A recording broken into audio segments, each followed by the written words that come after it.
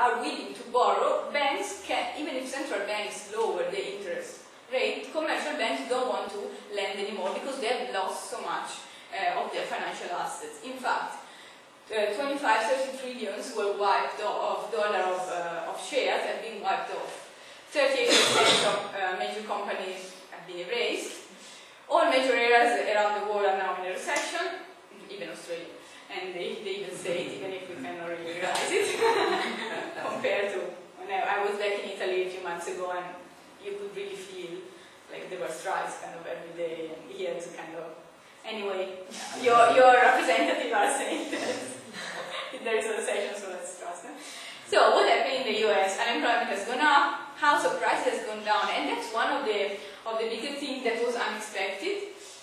Banks, World Bank and IMF, and all those financial institutions and also the Fed, they were connected, and they were not really worried about the financial bubble, was that they thought even if people cannot pay their loan back, price of houses is never going to fall, because from the 80s, since now, price of houses has never fell. So that the falling of house prices was a big surprise. So on top of it, consumption has already declined by 2%. The International Labour Organization predicts a rise of global employment to 210 million in 2009. World Bank predicts global growth rate of only 1%, and actually a decline for developed countries. And the decline in global trade. I read a few days ago the new reports from the World Bank saying that global trade has declined for the first time since the second wave of globalization that started after the Second World War. So that's the first time after the World War that trade has gone down. So, what's happening at the moment? There is antagonism between major powers. There is lack of agreement on what to do, how to heal, how to cure this crisis. In Europe, major powers are very undecided. Central bank in the UK wants to do different things compared to central bank in Germany and in France. So, there is really the contradiction of capitalism. Nation-state capitalism is global in scope, so there is this globalization and increased market integration from an economic point of view, but politically there are conflicting national interests, so the nation-state is still the main actor. And as well, the driving force of capitalism is not production for the market as such, but it's the accumulation of capital, the making of profit. So, and on top of it, monetary policy is not effective anymore. Lowering of interest rate is not working anymore. Yeah, maybe I skip this. Oh, well, I will say quicker. We have a situation of financialization of the US economy.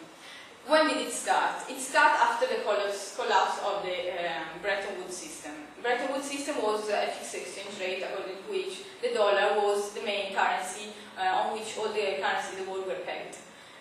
So there was a fixed exchange rate. Before that, we had the gold standard, in which gold was the value on which currencies were pegged. Then, after the Second World War, we had the Bretton Woods system.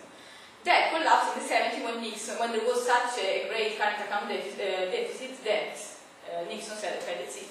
The effect was depreciation, decreased supply of money, quick depreciation of the dollar, and then the Volcker shock. Volcker, that is now has been nominated by Obama as a financial advisor, had the great idea of making a policy of rising interest rate. That led to stagflation, so recession and high inflation.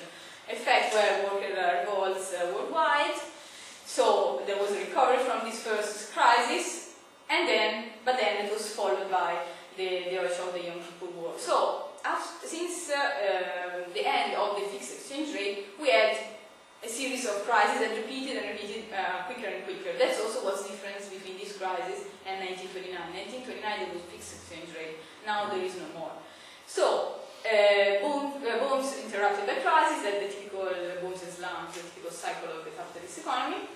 And then there was a change in the structure in the US capitalism with the financialization of the US economy. So there was an expansion of finance capital with the collapse of the USSR. So now all the new nation states can buy US debt, starting buying US debt. And then opening up of China. China became a member of the WTO in 1996, I think, and also started being engaged in US financial economy.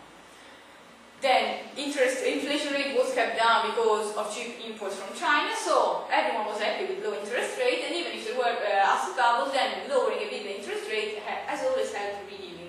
But then, now it's not working. This strategy, as we said, is not working anymore.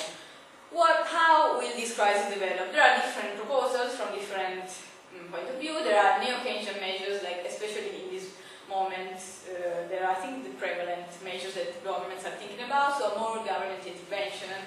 So there were like jokes about the US becoming communist or socialist because the government had so much Chrysler and all this big Enron big company that went bankrupt.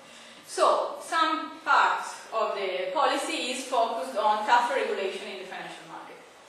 Other policymakers, as I heard a few days ago, my nice foreign minister in Italy, they think about protectionism, protecting more, focusing more on xenophobia and nationalism. That's ignoring the lessons of the first wave of globalization. So, first wave was from the Industrial Revolution till the First World War, then we had a gap between the two wars, then we had the second wave. So in this gap, there was the rise of nationalist ideology, so the nation state, the idea of the nation state, and so on and so forth, protectionist views, competitive devaluation, beggar labor policy, all these kind of economic policies that then led to the Second World War and increased militarism. So now they are trying to propose that again, some.